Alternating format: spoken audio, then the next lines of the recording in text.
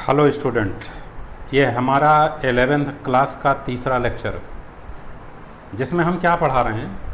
हम तुम्हारे 11th class में चैप्टर नंबर 1 पढ़ा रहे हैं। चैप्टर नंबर 1 का नाम लिविंग वर्ड, सजीव जगत। तो प्रेजेंट टाइम पर तुम सजीव जगत, लिविंग वर्ड की स्टडी कर रहे हो। इसमें जो मैं टॉपिक पढ़ा रहा हूँ वो टॉपिक है व्हाट इज लिविंग, सजीव क्या हैं।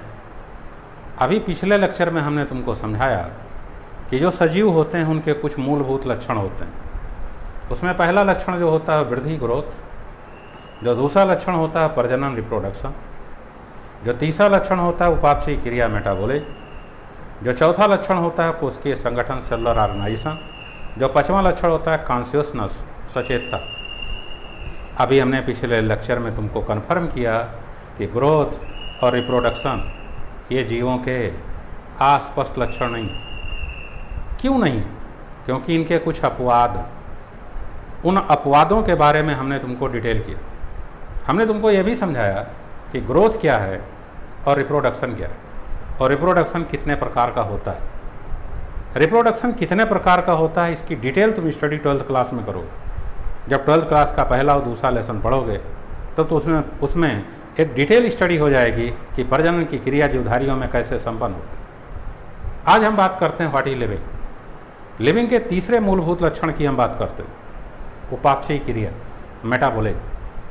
क्वेश्चन उठता है उपापचयी क्रिया क्या है, मेटाबॉलिज्म क्या है। मेटाबॉलिज्म रासायनिक क्रिया है जो केवल जीवों के शरीर को बनाने वाली कोशिकाओं के भीतर स्वतः संपन्न होती। जीवों के शरीर की कोशिकाओं के भीतर एक साथ बड़े नियंत्रित ढंग से कई हजार प्रकार की रासायनिक क्रियाएं संपन्न होती रहती। इन रासायनिक क्रियाओं के कारण जटिल रसायन टूटते रहते हैं, सरल रसायन बनते रहते हैं, सरल रसायन जुड़ते रहते हैं, जटिल रसायनों का निर्माण होता रहता है। इन सारी क्रियाओं को जो कोशिका के भीतर संपन्न होती है हम उपापचयी क्रिया या मेटाबॉलिज्म कहते हैं।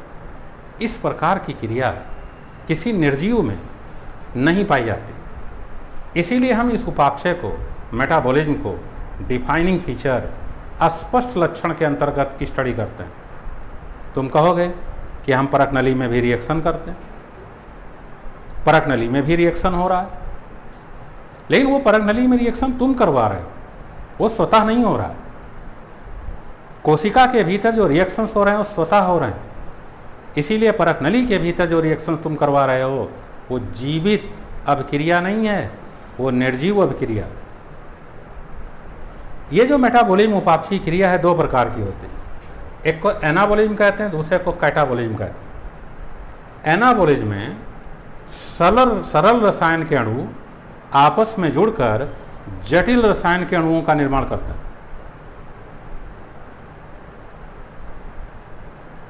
अभी हमने कहा एनाबॉलिज्म की क्रिया में सरल रसायन अणु आपस में जुड़कर जटिल रासायनिक अणुओं का निर्माण करते हैं। वो जटिल रासायनिक अणु हमारे शारीरिक प्रक्रिया में तमाम विधियों से उपयोग किए जाते हैं।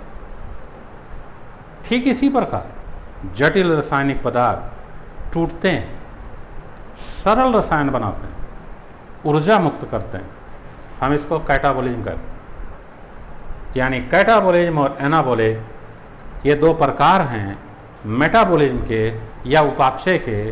ये उपापचयी क्रिया केवल जीवों के शरीर में पाई जाती है, निर्जीव में नहीं पाई जाती है। इसलिए उपापचयी क्रिया किसी जीवधारी का स्पष्ट गुण होता है, स्पष्ट लक्षण होता है। हम बात करते हैं चौथे मूलभूत कैरेक्टर का, सेलुलर ऑर्गेनाइजेशन, कोशिकीय संगठन। इस पृथ्वी का कोई ऐसा जीवधारी नहीं है जिसकी बॉडी, जिसकी शरीर सेल से न बनी। यानी संसार के समस्त जीवधारी सेल से बने। जैसे मकान ईंट से बना, ऐसे जीवधारी सेल से बने। तो सेल, कोशिका जीवधारी की संरचनात्मक और क्रियात्मक इकाई है। अब अगर हम कह सकते हैं कि कोशिका जीवधारी की संरचनात्मक और क्रियात्मक इकाई है, इस प्रकार का गुण निर्जीव में नहीं है। इसलिए कोशिकीय संगठन किसी भी जीवधारी का स्पष्ट गुण है, डिफाइनिंग प्रॉपर्टीज, डिफाइनिंग फीचर। जीवधारी चाहे एक सेल से बने हो चाहे अनेक सेल से बने हो, एक सेल से बने हो एक कोशिकीय जीवधारी, बहुत सारे सेल से बने हो बहुकोशिकीय जीवधारी, यानी जीवधारी सदैव सेल से ही बने होते हैं, कोशिका से ही बने होते हैं या कोशिकाओं से बने होते हैं, कोशिकीय संगठन से बने होते हैं। ये गुण केवल जीवों का गुण है, ये गुण निर्जीवों में नहीं पाया जाता है। इसीलिए कोशिकीय संगठन नामक गुण जीवों का अस्पष्ट गुण। पांचवां मूलभूत कैरेक्टर लिविंग का कॉन्शियसनेस, जिसको हम सचेतता कहते हैं। जो जीवधारी होते हैं, लिविंग होते हैं, ये वातावरण में होने वाले परिवर्तन के प्रति सचेत होते हैं। जैसे ताप को समझते हैं, प्रकाश को समझते हैं, मौसम को समझते हैं, यानी सीजन को समझते हैं। ताप में, प्रकाश में, मौसम में जो परिवर्तन होता है उसके प्रति ये प्रतिक्रिया व्यक्त करते हैं। हम इसी गुण को सचेतता, कॉन्शियसनेस कहते हैं। जैसे पुष्प है, फ्लावर है, पौधे पर लगा हुआ, लेकिन खिलने के लिए प्रकाश के विशेष अवधि की जरूरत है, यानी वो प्रकाश को पूर्ण रूप से समझ रहा है, उसके प्रति रिस्पॉन्स व्यक्त कर रहा है, इसलिए पौधा सजीव है। तमाम जीवधारी तुम देखते होगे विशिष्ट मौसम में ही प्रजनन करके संतति उत्पन्न करते हैं। इसका मतलब है मौसम को समझते हैं, मौसम से उनका संबंध है, उसके प्रति प्रतिक्रिया व्यक्त करते हैं।